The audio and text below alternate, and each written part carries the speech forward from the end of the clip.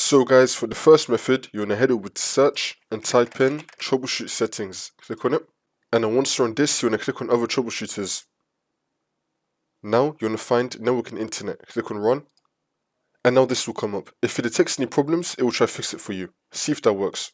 If that's still not working, for the second method, you want to head over to search and type in proxy settings. Click on it. Now once you're on this, where it says use a proxy server, you want to click on setup. Make sure that you have no proxy server enabled, so you're going to turn this off and then click on save. Make sure that you have automatically detect settings also turned off and that you have setup script also turned off as well. We're also going to head over to search again and type in VPN settings. Click on it. Make sure that you have no current VPN connection active right now.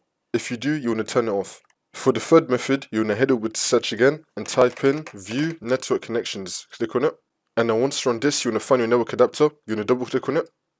And then click on properties, and then click on Internet Protocol version 4. Make sure that you have obtain the IP address automatically selected.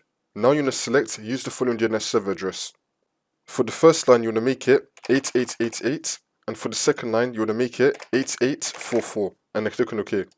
See if that works for you. For the next method, you want to head over to search and type in check for updates. Click on it, and then once you're on this, you want to click on check for updates. Make sure that your computer is fully up to date. For the next method, you want to head over to search again and type in date and time settings. Click on it. And then once you're on this, make sure that your time zone is correct. Make sure you have set time automatically turned on. Now, you want to scroll down and then click on sync now. Make sure that your date and time is fully synced up. For the next method, just try using a different web browser. See if that works for you. If not, we're just going to do a restart of our computer. Now, hopefully one of the methods that you completed earlier would have now fixed your problem.